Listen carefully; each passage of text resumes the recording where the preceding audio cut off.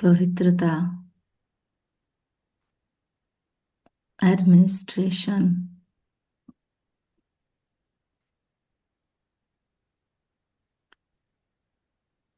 Love और law का balance,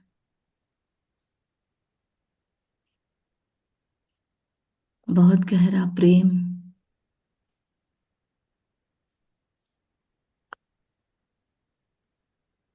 अनगिनत गुणों की खान।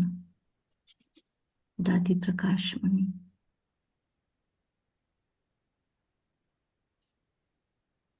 उनकी डिवाइन क्वालिटीज मुझ आत्मा में कॉपी पेस्ट हो रही है।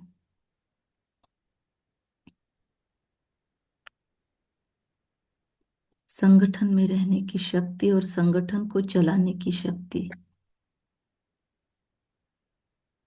ये दिव्यता भी मुझ में दादी से ट्रांसमिट हो रही है।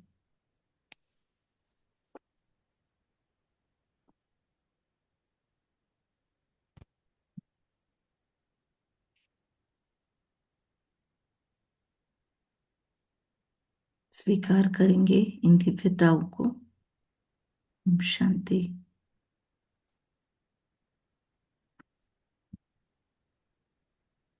आज 25 अगस्त 2025 की मुरली। मीठे बच्चे, कदम कदम पर जो होता है वो कल्याणकारी है। इस ड्रामा में सबसे अधिक कल्याण उनका होता है जो बाप की याद में रहते हैं। आप सब लोगों ने मुरली बहुत सुंदर रिवाइज की। बहुत अच्छा। बाबा कहते हैं सबसे अधिक कल्याण बाबा की याद में रहने वालों का होता है। ड्रामा की किस नूंद को जानने वाले बच्चे अपार खुशी में रह सकते हैं? उत्तर, जो जानते हैं ड्रामा अनुसार अब इस पुरानी दुनिया का विनाश होगा, नेचुरल कैलामिटीज भी होंगी, लेकिन हमारी राजधानी तो स्थापन होनी ही है। इसमें कोई कुछ कर नहीं सकता। फल अवस्थाएं नीचे ऊपर होती रहेगी। कभी बहुत उमंग, कभी ठंडे ठार हो जाएंगे। कम ज्यादा ये लाइफ में चलता रहेगा। पुरुषार्थ के अंदर भी हो सकता है कभी हम बहुत हाई जाए, कभी बहुत लो हो जाए। बहुत लो तो नहीं होने देना है खुद को, लेकिन बामा ने तो कहा कि कभी बहुत उमंग, कभी ठंडे ठार हो जाएंगे। कभी ऐसे लगेगा नहीं। तो बाबा कहते फिर भी मूंझना नहीं, कंफ्यूज नहीं होना, बस टिकाए रखना अपने को। कोई ना कोई पद्धति से बाबा से जोड़े रखना, यज्ञ से जोड़े रखना। कुछ भी हो जाए, थोड़ा डाउन भी फील हो तो भी यज्ञ से तोड़ना नहीं खुद को। मुरली से, मुरली कभी नहीं छोड़ना। और कुछ भी नहीं हुआ, योग भी नहीं हुआ, तो भी मुरली नहीं छोड़ना। सुबह योग नहीं हुआ, दिन भर में योग नहीं छोड़ना। कहीं ना कहीं पे कुछ ना कुछ कनेक्शन थोड़ा तो बनाए रखना। वहां पे आपको बाबा पकड़ लेगा।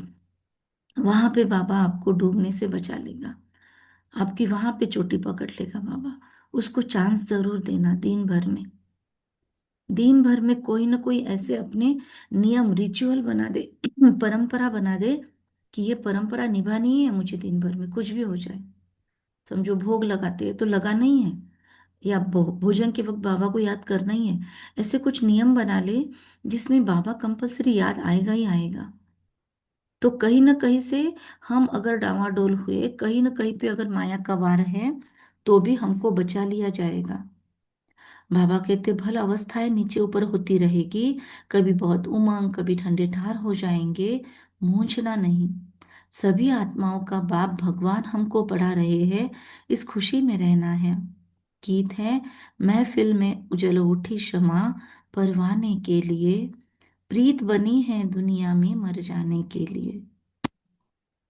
ओम शांति। डबल ओम शांति। मीठे मीठे नंबरवार पुरुषार्थ अनुसार चैतन्य परवानों को बाबा याद प्यार दे रहे हैं। हम सब चैतन्य परवाने बाप को क्षमा भी कहते हैं, परंतु उनको जानते बिल्कुल नहीं बाप को। क्षमा कोई बड़ी नहीं, एक बिंदी है। किसकी भी बुद्धि में नहीं होगा कि हम आत्मा बिंदी है। हमारी आत्मा में सारा पार्ट है। आत्मा परमात्मा का नॉलेज और किसकी बुद्धि में नहीं है। हम बच्चों को ही बाप ने आकर समझाया है, आत्मा का रियलाइजेशन दिया है। आगे ये पता नहीं था कि आत्मा क्या है, परमात्मा क्या है। इसीलिए देहाभिमान के कारण बच्चों में मोह भी है, विकार भी बहुत है। भारत कितना ऊंच था, विकार का नाम भी नहीं था, वाइसलेस भारत। अभी विशियस। कोई भी मनुष्य ऐसे नहीं कहेंगे जैसे बाप समझाते हैं। इतनी अथॉरिटी और इतना नॉलेज का सागर तो वही है। तो आज से 5,000 वर्ष पहले हमने इनको वैशाल्य से शिवालय बनाया है। मैंने ही शिवालय स्थापन किया था। कैसे, सो भी तुम अभी समझ रहे हो। हम जानते हैं कदम कदम पर जो होता है वह कल्याणकारी ही है। कुछ भी हो जाए, हमको उसमें बहुत बड़ा नुकसान भी दिख रहा है, तो भी वो कल्याणकारी ही है। एक एक दिन जास्ती कल्याणकारी उनका है जो बाप को अच्छी रीति याद कर अपना भी कल्याण करते हैं। Underline point. आज सारा दिन यही घोकेंगे, कल्याणकारी ड्रामा। एक एक दिन जास्ती कल्याणकारी उनका है जो बाप को अच्छी रीति याद कर अपना कल्याण करते हैं। यह है ही कल्याणकारी पुरुषोत्तम बनने का युग। अभी क्या चल रहा है, भागवत चल रहा है। द्वापर में जब भक्ति मार्ग शुरू होता है तो पहले पहले हम भी हीरो का लिंग बनाकर पूजा करते हैं। अभी हमको स्मृति आई है, हम पुजारी थे तब मंदिर बनाए थे हीरे माणिक का। वो चित्र तो अभी मिल न सके। यहाँ तो ये लोग चांदी आदि का बनाकर पूजा करते हैं। ऐसे पुजारियों को भी मान देखो कितना है। शिव की पूजा तो सब करते हैं। यहाँ पर हैप्पी विलेज के नजदीक पारे का शिवलिंग है, उसको पूरा चांदी से मढ़ दिया है। तो बाबा कहते हैं लेकिन अव्यभिचारी पूजा तो नहीं है ना, व्यभिचार तो है। यह भी जानते हैं बच्चे, विनाश भी आने का है जरूर। तैयारियां हो रही है। नेचुरल कैलामिटीज की भी ड्रामा में नोंद है। कोई कितना भी माथा मारे, तुम्हारी राजधानी तो स्थापन होनी ही है। कोई की भी ताकत नहीं जो इसमें कुछ कर सके। बाकी अवस्थाएं तो नीचे ऊपर होगी ही। ये बहुत बड़ी कमाई है। कभी हम बहुत खुशी में अच्छे ख्यालात में रहेंगे, कभी ठंडे पड़ जाएंगे। यात्रा में भी नीचे ऊपर होते हैं, इसमें भी ऐसे होता है। कभी तो सुबह को उठकर बाप को याद करने से बहुत खुशी होती है कि ओहो बाबा, आप हमको पढ़ा रहे हैं, वंडर है। सभी आत्माओं का बाप भगवान हमको पढ़ा रहे हैं। उन्होंने फिर श्री कृष्ण को भगवान समझ लिया।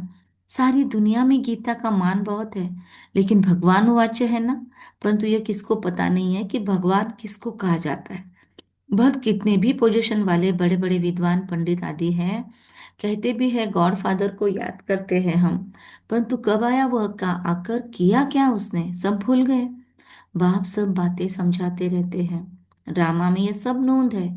यह रावण राज्य फिर भी होगा और हमको आना पड़ेगा। रावण ही हमको अज्ञान के घोर अंधियारे से सुला देते हैं। ज्ञान तो सिर्फ एक ज्ञान सागर ही बतलाते हैं, तो वो जगाते हैं जिससे सदगति होती है। सिवाय एक बाप के और कोई सदगति कर न सके मुझात्मा की। सर्व का सदगति दाता है एक है। गीता का ज्ञान तो जो बाप ने सुनाया वह फिर प्राय लोप हो गया। ऐसे नहीं, यह ज्ञान कोई परंपरा चला आता है।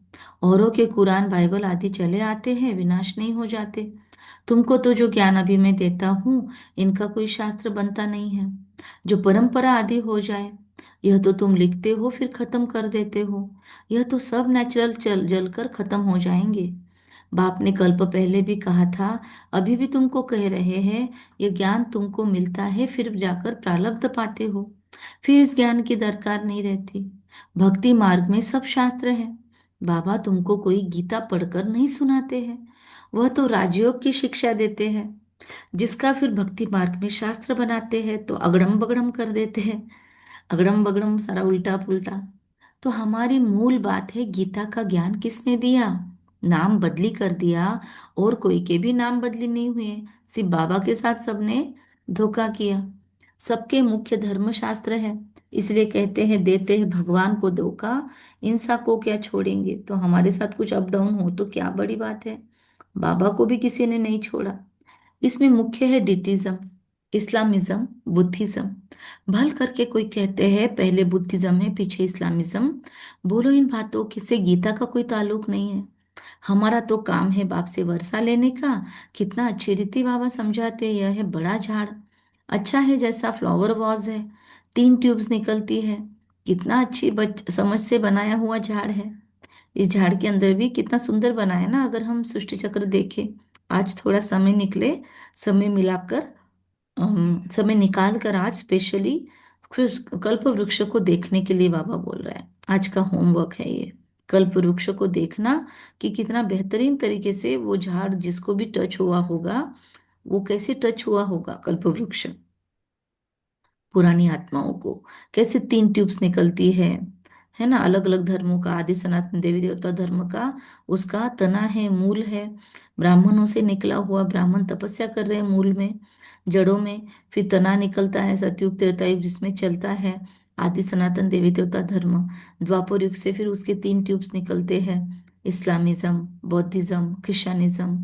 फिर आदि सनातन देवी देवता धर्म भी अलग अलग धर्मों में यहाँ की आत्माएं भी कन्वर्ट होती है, कुछ टिकी रहती है। सभी नहीं कन्वर्ट होती, कुछ कन्वर्ट हो जाती है, उन धर्मों की सेवा करने के लिए चली जाती है, और कुछ टिकी रहती है। फिर वो उसके अंदर से और भी आगे फिर अलग अलग क्या कहते हैं, सब मॉडलिटीज, सब रिलीजन्स निकलते हैं। फिर संन्यास धर्म निकलता है, फिर उसके आगे जैनिज्म भी आता है, सिखिज्म भी आता है। और जो कुछ कुछ आत्माएं आगे आगे कंटिन्यू चलते रहती है। तो अभी भी जिनका धर्म, जो हिंदुत्व में ही जन्मे हैं अभी भी इस जन्म में भी, वो अपने आप को बहुत सौभाग्यशाली समझे।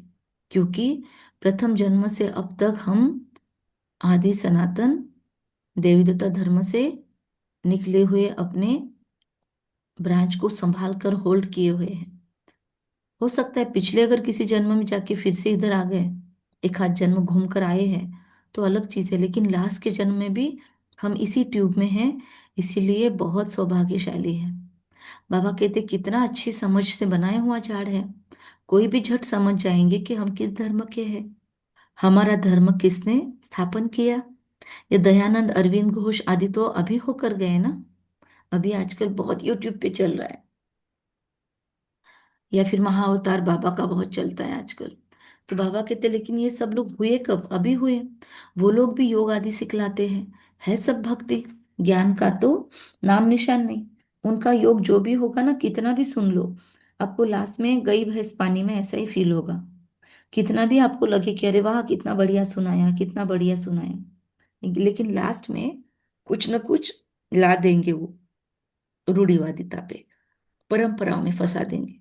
तो बाबा कहते, और उनके ज्ञान हम तक पहुंचाने वाले भी कौन है, उनके भक्त ही है।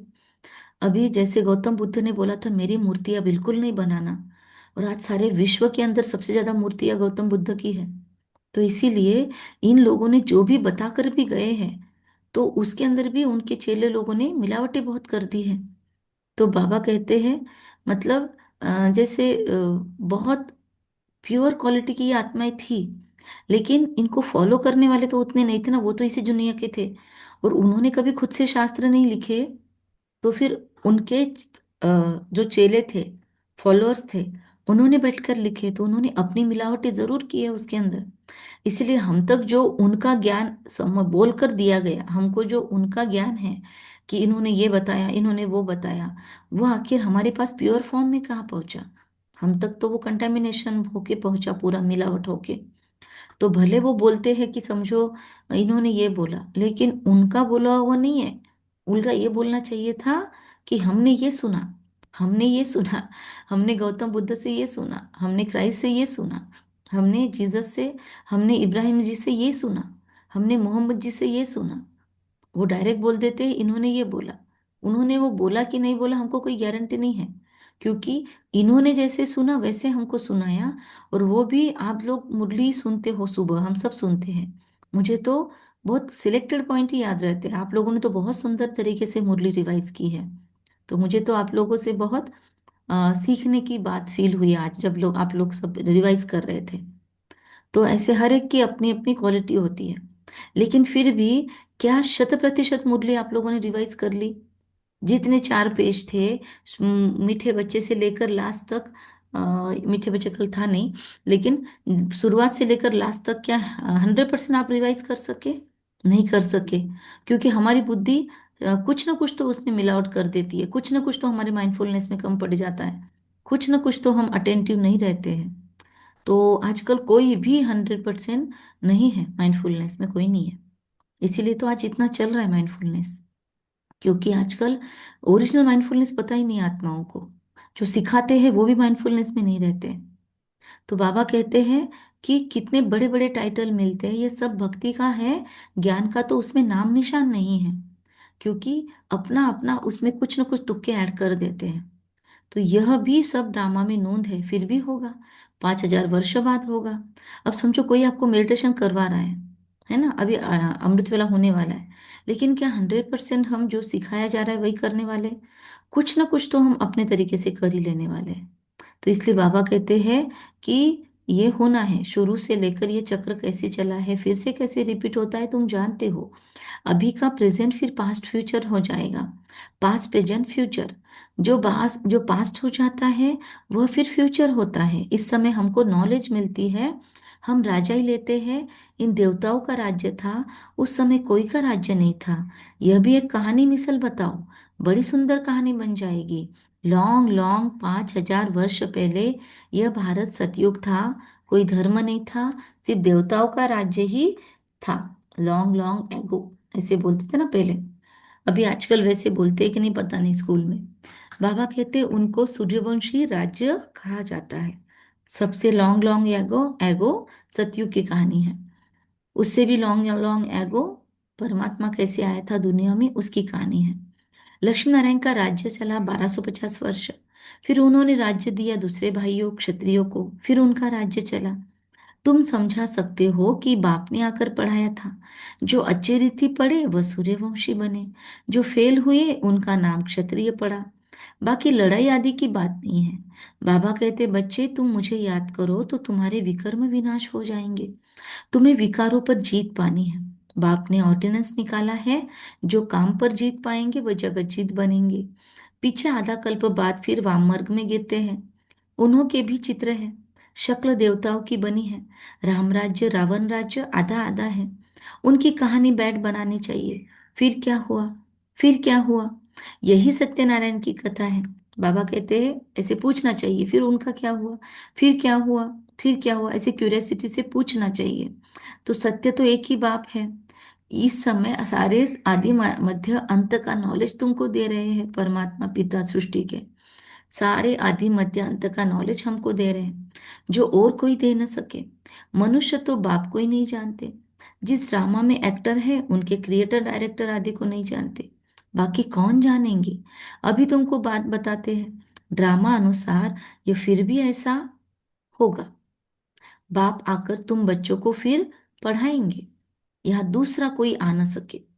बाप कहते हैं मैं बच्चों को ही पढ़ाता हूँ, कोई नए को यहाँ बिठा नहीं सकते। इंद्रप्रस्थ की कहानी भी है ना, नीलम परी पुखराज परी नाम है ना। तुम्हारे में भी कोई हीरे जैसा रत्न है। देखो रमेश ने ऐसी बात निकाली प्रदर्शनी की, जो सबका विचार सागर मंथन हुआ। रमेश भाई ने इस पर सबसे पहले इनिशिएटिव निकाला होगा। हमने भी बाबा के बुक में पढ़ा था, पर 100% याद तो नहीं रहता, तो हमें एग्जैक्ट याद नहीं है। पर इतना याद है कि इन सब भाई लोगों ने विचार सागर मंथन करके रमेश भाई ने बोला था कि हम जब प्रदर्शनी करते हैं तो उसके अंदर, प्रदर्शनी शुरू ही नहीं थी तब तक एक्चुअली, उन्होंने ये प्रदर्शनी का कंसेप्ट भी रखा और कहा कि हमको ऐसी प्रदर्शनियां लगानी चाहिए और उसमें सारे चित्र होने चाहिए। फिर उसमें कौन से चित्र आने चाहिए, फिर उसके बाद विचार सागर मंथन चला। फिर उसके बाद संदेश या वतन में गई। फिर नीचे आने तक वो आधा भूल जाती थी। फिर ऐसे हुआ कि संदेश या वतन में गई कि उनके हाथ में डायरी पेन दिया गया कि संदेश में ही तुम ड्रॉ करो। फिर उसके बाद में उनके सामने जो पेंटिंग कर सकते थे, ड्राइंग कर सकते थे, उनको बिठाकर संदेशियों को वतन में भेजा गया। फिर संदेशियों ने बोला, इन्होंने ड्राइंग किया। फिर संदेशी आकर देखती थी कि राइट है कि रॉन्ग है। फिर वो तो डिनाई कर देती थी, मना करती थी, क्योंकि ओरिजिनल क्वालिटी जो सतयुग की है वैसे कलर यहाँ पे कैसे मिलेंगे ना, वैसा गोल्डन कलर, वैसे कपड़ों के कलर, वैसा स्किन, अब यहाँ का जो भी क्या बोलेंगे, ड्राइंग निकालने वाला होगा आर्टिस्ट, वो क्या निकालेगा? अभी जैसे इस दुनिया के चेहरे हैं वैसे ही निकालेगा ना, वो कितना भी एआई कर ले, लेकिन निकालेगा कैसा? अब देखो एआई ने जो बनाए हैं वो कितने खूबसूरत लगते हैं ना, पर वैसे चेहरे अभी दुनिया में दिखते नहीं, पर फिर भी एआई ने अभी के ही कुछ खूबसूरत चेहरों को कॉपी करके वो बनाया है। पर सतयुग में तो ये भी नहीं होंगी ना, ये भी तो मिट्टी है ना, गंदगी भरी हुई मिट्टी है ये भी। अभी अभी के जो चेहरे स्मार्ट से smart, miss universe miss world भी देख लो, उनके अंदर भी कितनी गंदगी है आत्मा में अभी भी। चरित्र का कुछ लेना देना नहीं है। कैसे कपड़ों पर होता है ये सारे कॉम्पिटिशन्स, तो उनका चरित्र, उनको प्रश्न भले पूछे और उनको बहुत ऊंचे लेवल पे भले रखे, उनके सिर पे ताज रखे, लेकिन क्या चरित्रवान आत्माएं हैं? Not necessarily. तो इसीलिए वो कैसे करेंगे? तो फिर वो बोलते थे नहीं ऐसा नहीं है। जैसे दादी गुलजार को उनके माँ लेके आती थी सेंटर पे, तो वो चली जाती थी ट्रांस में, तो वो बोलती थी मैंने कान्हा को देखा, फिर माँ ये दिखाए वो दिखाए, ये पिक्चर दिखा वो पिक्चर दिखा, तो वो सीधा मना कर देती थी कि ये था ही नहीं। अब माँ कंफ्यूज होती थी कि इसने देखा किसको, बोलती है श्री कृष्ण को देखा, और माँ श्री कृष्ण की फोटो दिखाती थी, मूर्ति दिखाती, तो वो बोलती थी नहीं है, ऐसा है ही नहीं, वो तो बहुत सुंदर है, वो तो बहुत सुंदर है। तो फिर बाद में सबके ध्यान में आया कि यहाँ पे वो नहीं मिलने वाला है हमको, जो सतयुग में है, यहाँ पे ऐसा देख के खुश हो जाओ।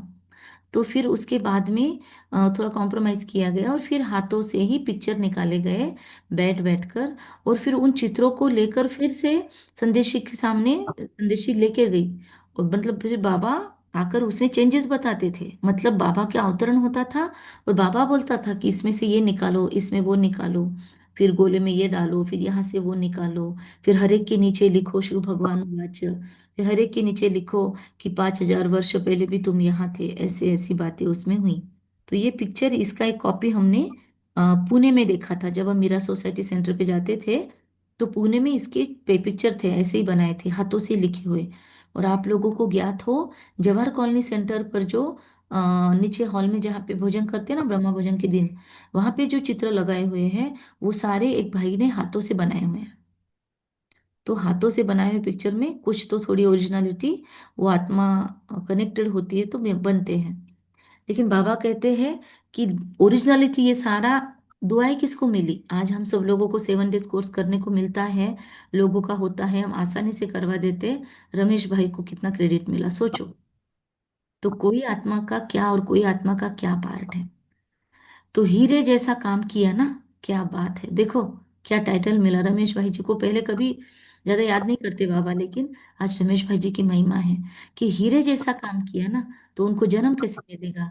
कोई पुखराज है, कोई क्या है, कोई बिल्कुल तुच्छ, सॉरी कोई बिल्कुल कुछ नहीं जानते। यह भी जानते हो कि राजधानी स्थापन है, उनमें रानियां राजाएं आदि सब चाहिए। तुम समझते हो हम ब्राह्मण श्रीमत पर पढ़कर विश्व के मालिक बनते हैं, कितनी खुशी होनी चाहिए। ये मृत्यु लोग खत्म होना है। ये बाबा तो अभी ही समझते रहते हैं कि हम जाकर बच्चा बनेंगे, बचपन की वो बातें अभी ही सामने आ रही है, चलन ही बदल जाती है। ऐसे ही वहां भी जब बूढ़े होंगे तो ये वानप्रस्थ शरीर छोड़कर हम किशोर अवस्था में चले जाने वाले हैं, ऐसा समझेंगे। असतो प्रधान अवस्था बचपन को कहा जाता है। युवा लक्ष्मी नारायण, शादी किए हुए किशोर अवस्था थोड़ी कहेंगे। युवा अवस्था को रजो, युद्ध वृद्ध को तमो कहते हैं। इसीलिए श्री कृष्ण पर लव जास्ती रहता है, क्योंकि वो एकदम फर्स्ट वाले फेज में है तो लक्ष्मी नारायण भी वही, परंतु मनुष्य ये बातें नहीं जानते। बाबा कहते हैं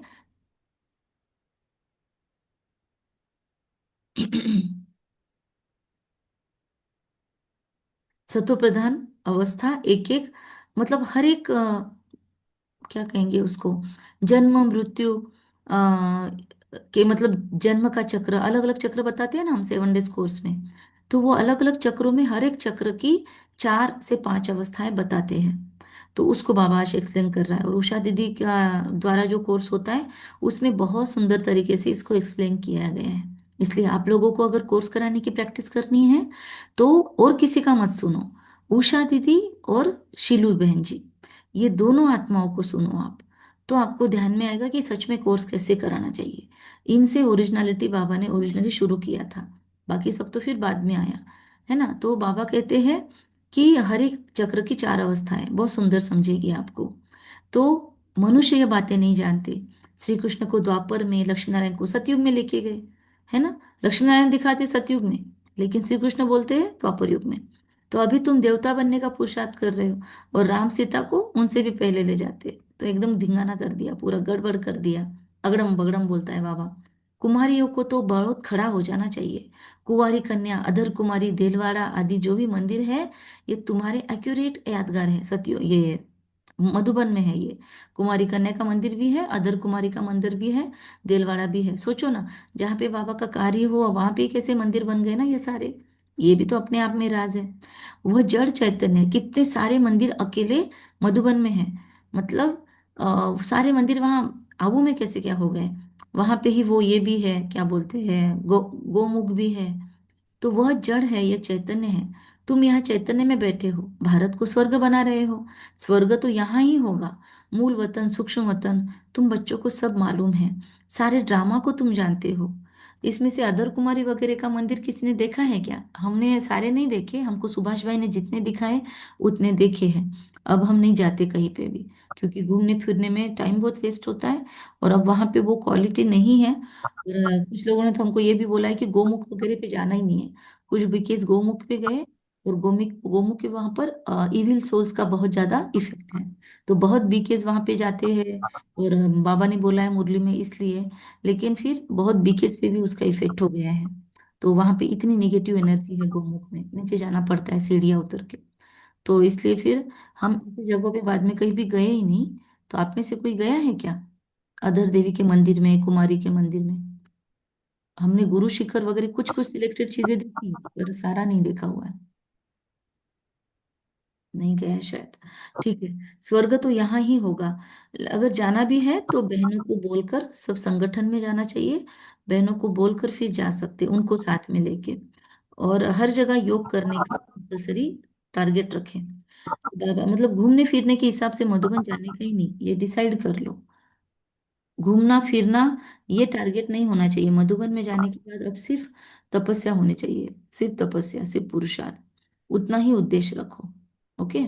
बाकी इसके साथ फोटो निकाल, उसके साथ फोटो निकाल, इधर घूम उधर घूम। सिलेक्टेड क्लासेस, वरिष्ठों के क्लासेस सिर्फ करना है।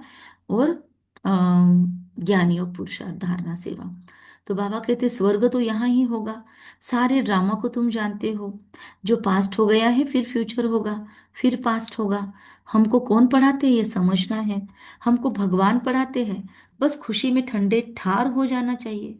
बाप की याद से, बाबा कहते हैं, बाप की याद से सारे कहाँ गया, घोटाले निकल जाते हैं। हमारे बुद्धि में भी जो घोटाले होंगे निकल जाते हैं। अगर कोई घोटाला है, चार्ट लिखते लिखते फील हो गया है, तो वो घोटाला बाबा की याद से निकलेगा। बाबा हमारा बाप भी है, पढ़ाते भी है, फिर हमको साथ भी ले जाएंगे। अपने को आत्मा समझ परमात्मा बाप से ऐसी बातें करनी है। बाबा, हमको अभी मालूम पड़ा है, ब्रह्मा और विष्णु का भी मालूम पड़ा है। विष्णु की नाभि से ब्रह्मा निकला। अब दिखाते विष्णु को क्षीर सागर में, ब्रह्मा को सूक्ष्म वतन में। वास्तव में है यहाँ। विष्णु तो हुआ राज्य करने वाला। अगर विष्णु से ब्रह्मा निकला तो जरूर राज्य भी करेगा। विष्णु के नाभि से निकला तो जैसे कि बच्चा हो गया। सब बातें बाबा बैठ समझाते हैं। ब्रह्मा ही 84 जन्म पूरे कर अब विष्णुपुरी के मालिक बनते हैं। यह बातें भी कोई पूरी रीति समझते नहीं है। तब तो वो खुशी का पारा नहीं चढ़ता। गोप गोपियां तो तुम हो। सतयुग में थोड़ी होंगे, वहां तो होंगे प्रिंस प्रिंसेस। गोप गोपियों का गोपी वल्लभ है ना। प्रजापिता ब्रह्मा है सबका बाप, और फिर सब आत्माओं का बाप है निराकार शिव। ये सब है मुख वंशावली। हम सब बीके भाई बहन हो गए। क्रिमिनल आए हो न सके। इसमें ही माया हार खिलाती है। बाबा कहते हैं अभी तक जो कुछ पढ़ा है उसे बुद्धि से भूल जाओ। मैं जो सुनाता हूँ वह पढ़ो। सीढ़ी तो बड़ी फर्स्ट क्लास है। सारा मदार एक बात पर है। गीता का भगवान कौन? श्री कृष्ण को भगवान कह नहीं सकते। वह तो सर्वगुण संपन्न देवता है। उनका नाम गीता में दे दिया है। सांवरा भी उनको बनाया है। फिर लक्ष्मी नारायण को भी सांवरा कर देते। कोई हिसाब किताब ही नहीं। रामचंद्र को भी काला कर देते। बाबा कहते हैं काम चिता पर बैठने से तो सांवरा हुआ। नाम करके एक लिया है। तुम सब ब्राह्मण हो। अभी तुम ज्ञान चिता पर बैठे हो, नाम किसी एक का भी ले तो भी बाबा सभी को याद कर रहा है। क्षुद्र काम चिता पर बैठे हैं, बाबा कहते हैं विचार सागर मंथन कर युक्तियां निकालो कि उनको कैसे जगाए, वो काम चिता से उतार कर उनको कैसे ज्ञान चिता पर चलाए। अभी ये जो कलरफुल मुरलियां आपके साथ शेयर की जा रही है ग्रुप में, तो उम्मीद है आप वो पढ़ते होंगे। हमको भी वो बहुत पसंद आ रही है, क्योंकि उसके साइड में पिक्चर दिए हुए हैं। जैसे कल कामचिता का पिक्चर कल भी आया था। तो अगर हम ऐसे चित्र देखते हैं तो चित्र देखकर भी मुरली समझती है। जो विजुअल होते हैं उनको वो काम आते हैं, और जिनको कलर्स ध्यान में आते हैं उनको वो काम में आता है। तो इसीलिए उसके थ्रू भी आप मुरली पढ़ सकते हो, लेकिन हाँ, जेरोक्स निकालने के लिए छोटी वाली मुरली ले सकते हो। तो बाबा कहते हैं विचार सागर मंथन कर युक्तियां निकालो कैसे जगाए, जागेंगे भी ड्रामा अनुसार। ड्रामा बड़ा धीरे धीरे चलता है, बाबा बोलते हैं जो मिसल चलता है। तो मीठे मीठे सिखने दे बच्चों प्रति माता पिता बाप दादा का याद प्यार और गुड मॉर्निंग। रूहानी बाप की रूहानी बच्चों को नमस्ते। हम रूहानी बच्चों रूहानी बच्चों की रूहानी माता पिता बाप दादा को याद प्यार गुड मॉर्निंग और और नमस्ते मेरे बाबा। नमस्ते। वाह बाबा वाह, शुक्रिया बाबा शुक्रिया। वाह ड्रामा वाह, वाह मुझ आत्मा का वाह श्रेष्ठतम मेरा अपनी भाग्य वाह वाह। बाबा वाह ड्रामा वाह वाह चलिए, मेरा सबसे श्रेष्ठ भाग्य वाह। सदा इसी स्मृति में रहना है। हम थोड़ा फास्ट ले रहे हैं, और लास्ट में आप लोगों को अगर शेयर करना है पॉइंट्स, तो यहाँ ऑनलाइन नहीं शेयर करेंगे। आप मुरली चिंतन ग्रुप में शेयर कर सकते हो, मैसेजेस में नहीं डालना, मुरली चिंतन में डालना। सदा इसी स्मृति में रहना। और कुछ अनाउंसमेंट भी है आप लोगों के लिए। तो आप लोगों को 27 तारीख से अमृत वेला तो शुरू हो ही रहा है, लेकिन और एक डेट आएगी आप लोगों को। आप में से जो जो इंटरेस्टेड है, एक स्पेशल योग करने वाले हैं। जो भी 12 ज्योतिर्लिंग है उनके ऊपर एक बहुत सुंदर योग है, मेरी एक फ्रेंड करवाती है, तो हमने उनको बोला है हमारे ग्रुप के लिए भी आप लेना। तो आप में से जिसको इंटरेस्टेड है उनको ही हम ज्वाइन करेंगे। पब्लिक में वो लिंक शेयर नहीं करेंगे हम। और वो होगा सुबह 5 बजे से 5:30 बजे। तो अमृत वेला के बाद ये भी आप कर पाओगे कि नहीं कर पाओगे, वो आपको देखना है। नहाना वगैरह, मुरली के लिए रेडी होना, वो सब भी करना पड़ेगा ना। तो इसके लिए अपना अपना आप देखना, नहा कर ही बैठेंगे हम उस योग में, बगैर नहाए नहीं बैठेंगे। तो जिनकी तैयारी है, और वीडियो ऑन रखेंगे, तो उतने ही लोगों को हम बोलेंगे। अच्छा, बाबा कहते हैं इसी स्मृति से सदा खुशी का पारा चढ़ा रहे। सेकंड पॉइंट है, अब तक जो कुछ पढ़ा है उसे बुद्धि से भूल, बाप जो सुनाते हैं वही पढ़ना है। हम भाई बहन हैं, स्मृति से क्रिमिनल आई को खत्म करना है, माया से हार नहीं खानी है। इसके लिए जिनको भी करना है ज्वाइन, वो 5 बजे वाला, वो मुझे पर्सनल में मैसेज करेंगे। उतने ही लोगों को ग्रुप बनाकर उसमें लिंक आएगी। ठीक है, बाकी पब्लिक में लिंक नहीं आएगी, मुरली चिंतन में भी लिंक नहीं आएगी, कोई भी ग्रुप में लिंक नहीं आएगी। क्योंकि मुरली चिंतन के अंदर भी ऐसी बहुत सारी आत्माएं हैं। उसमें से देखो आप लोग इतने ही ज्वाइन करते हो, बहुत सारी आत्माएं वहां पे है जो ना सेंटर जाती है, ना ऑनलाइन ज्वाइन करती है, और रिप्लाई भी नहीं करती है कभी भी। होमवर्क को भी रिप्लाई नहीं करती है, दिन भर में भी नहीं देखती है। तो ऐसी आत्माओं को निकालने का भी हमारा सोच चल रहा है। हम देखने वाले हैं 10-15 दिनों पहले के पोस्ट किसने किसने नहीं देखे हैं, तो उनको बाकायदा नाम निकाल कर उनका सोच रहे थे उनको रिमूव करें। लेकिन फिर कुछ आत्माएं ऐसी है कि वो नाराज हो जाती है ग्रुप में से रिमूव कर दिया तो, इसलिए वो एक्शन लेने के लिए थोड़ा रुके हैं। बाकी फिर अगर पार्टिसिपेट नहीं करना है तो भी ग्रुप ज्वाइन करके रखते हैं। जैसे ग्रेटिट्यूड ग्रुप आप में से बहुत लोगों ने ज्वाइन किया है, लेकिन शेयरिंग नहीं करते हैं उस ग्रुप में, सिर्फ लोगों का ग्रेटिट्यूड पढ़ रहे हैं। ये कोई भक्ति मार्ग है क्या, कि लोगों के ग्रेटिट्यूड पढ़ के आपको कुछ फायदा होने वाला है? आप खुद नहीं लिखते हो तो क्या फायदा है? अगर आपने ज्वाइन किया है ग्रेटिट्यूड ग्रुप, तो उसमें एक एक भी धन्यवाद नहीं लिख सकते आप बाबा को रोज? कुछ लोग सिर्फ लिखते हैं बाबा धन्यवाद, इस तरीके से थोड़ी लिखा जाता है। कोई ना कोई कारण ढूंढो, कन्वर्सेशनल ग्रेटिट्यूड लिखना है। मतलब क्यों धन्यवाद बोल रहे हैं, ऐसा कोई कारण ढूंढ के, कम से कम 3 बोले थे, 5 बोले थे, 5 में से 3 पे आ रहे हैं, अभी एक भी धन्यवाद नहीं लिखने को हमारे पास में। कितने लोग हैं आप में से जो ज्वाइन किए हुए हैं, लेकिन वहां पे डालते कुछ भी नहीं है? तो फिर क्यों मतलब ग्रुप में बने रहने से कोई मतलब नहीं है, कोई ऐसे पाप थोड़ी लगता है ग्रुप में नहीं ज्वाइन किया। गायत्री दीदी ने कोई ग्रुप बनाया, या किसी और ने कोई ग्रुप बनाया और हमने ज्वाइन नहीं किया, तो पाप पाप थोड़ी लगने वाला है? नहीं किया तो भी चलेगा, लेकिन अगर किया है तो उसका बोझा चढ़ता है। अगर मैंने कुछ कमिटमेंट किया है कि मैं 3 महीने तक ग्रेटिट्यूड लिखने वाली हूँ, और आपने ग्रुप ज्वाइन किया और अभी तक तो 3 महीने हुए भी नहीं आपके, और 3 महीने आपने नहीं किया, तो कितने दिन और चाहिए आपको हिम्मत जुटाने के लिए? कितने दिन और चाहिए आलस अलबेलापन खत्म करने के लिए? तो इसलिए बहुत दिनों से हम ट्रायल दे रहे थे, लेकिन फिर अभी निकालने का हमने बोला भी था, अनाउंस भी किया था, उस दिन मैसेज भी डाला था, फिर भी किसी का कोई रिएक्शन नहीं। कुछ लोग ज्वाइन फिर उसके बाद में हो गए कनेक्टेड, लेकिन एटीट्यूड का ग्रुप भी है एक दूसरा जो नॉन बीकेस के लिए है। तो मैं तो कहूंगी अपने बीके ग्रुप से ज्यादा वो लोगों को हम मानेंगे।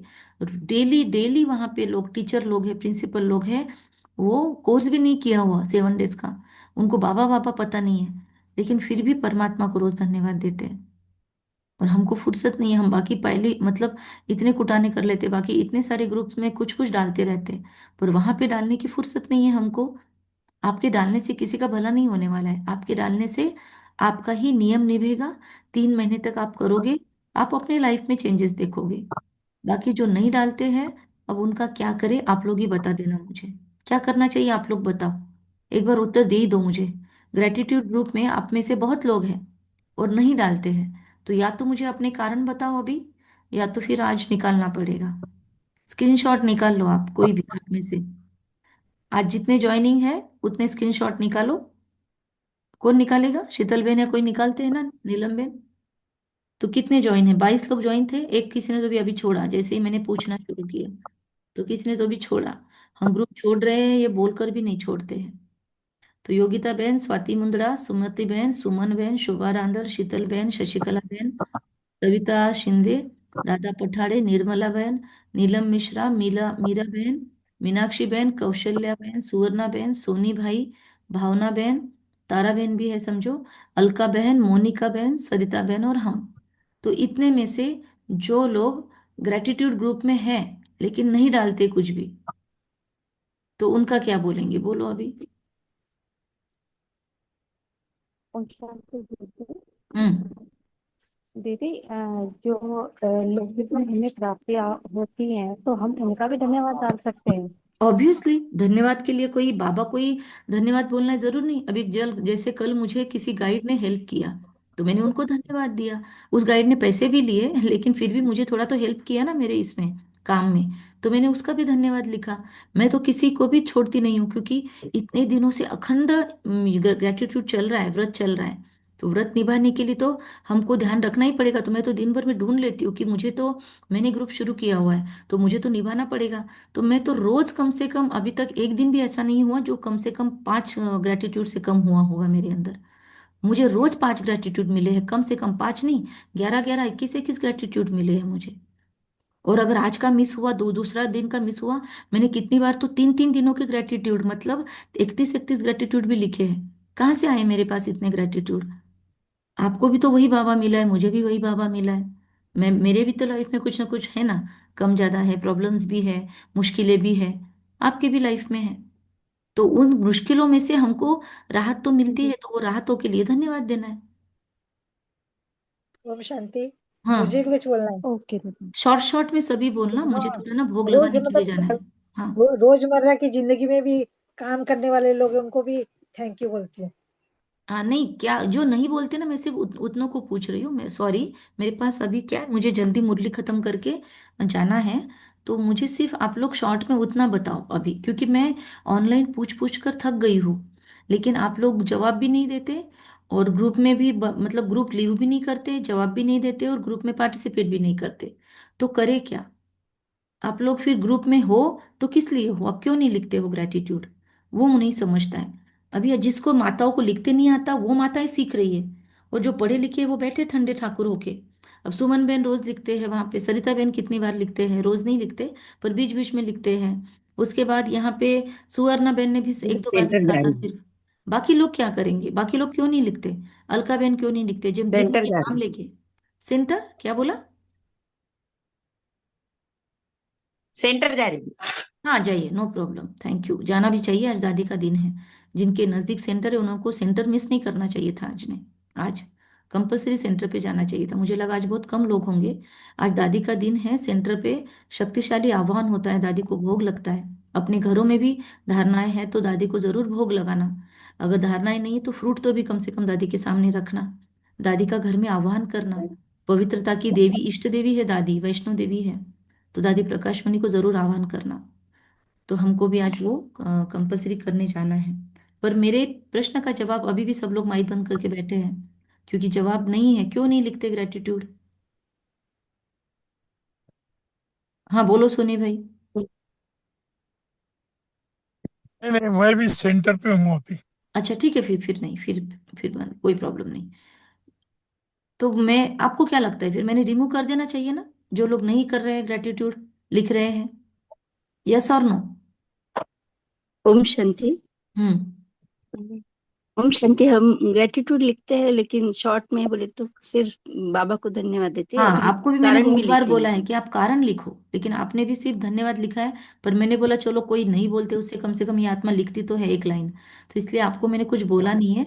आप अगर ये व्रत कंटिन्यू हुआ आपका, तो आप उसमें एक कारण ढूंढो, कम से कम 3 कारण ढूंढने का हाँ प्रयास करो, 5 कारण ढूंढने का प्रयास करो। शुरुआत तो करो, हाँ तोड़ो उस हाँ। पत्थर को, खत्म करो अभी। हाँ। बाकी लोग क्यों नहीं लिखते हैं? क्या 24 घंटे में हमको 2 लाइन लिखने के लिए फुर्सत नहीं है?